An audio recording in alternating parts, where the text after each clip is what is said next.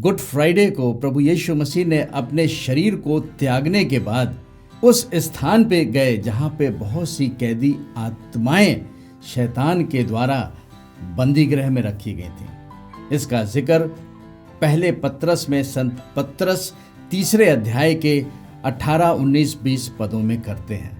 संत पौलुस इस बात को बताते हैं कि जब प्रभु यीशु मसीह ने उस क्रूस पर अपनी शारीरिक मृत्यु के स्वाद को चखा तो हम मानव जाति के पापों के बोझ को लेकर के उस अधलोक में गए, जिस अधलोक का सरदार शैतान प्रभु यीशु मसीह के पुनरुत्थान से पहले तमाम विश्वासी और अविश्वासियों की आत्माओं को अपने उस अधलोक में कैदी बना के रखता था।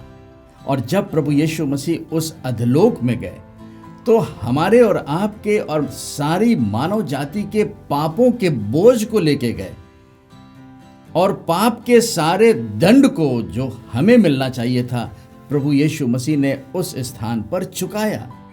और फिर इसके बाद प्रभु यीशु मसीह उस मृत्यु और अधलोक के अधिकार, जिसको हम चाबियां कहते हैं, उन अधिकारों को उसने शैतान से छीना। क्योंकि प्रकाशित वाक्य उसके पहले अध्याय के 18 पद में प्रभु यीशु मसीह ऐसा कहते हैं कि देखो मैं मर गया था लेकिन अब मैं जीवित हूं, मृत्यु और अधलोक की चाबियां मेरे पास हैं। इस प्रकार से प्रभु यीशु मसीह ने अपने उस अधिकार में होकर के उन कैदी आत्माओं को प्रचार किया और जरूर ये बताया होगा कि देखो मैं मुक्तिदाता हूं, मैं उद्धार करता हूं और मैं तुम्हें इस अधोलोक में यूं ही नहीं छोड़ दूंगा।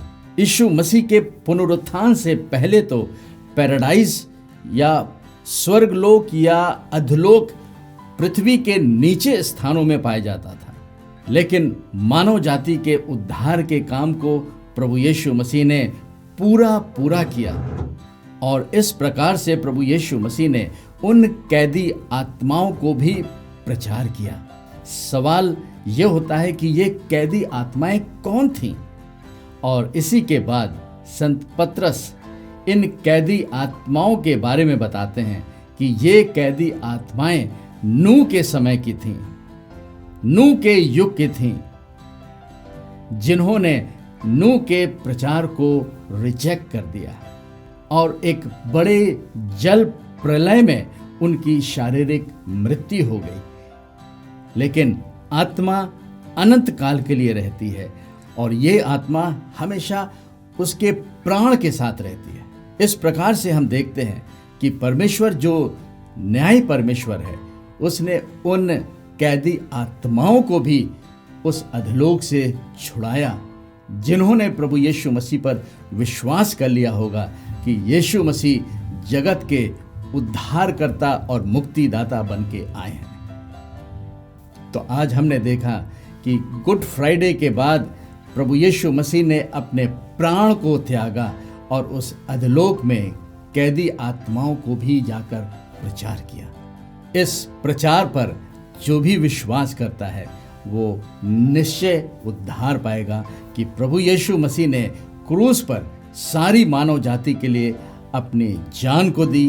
वो मारे गए, गाड़े गए, लेकिन तीसरे दिन वो मुर्दों में से जी उठे।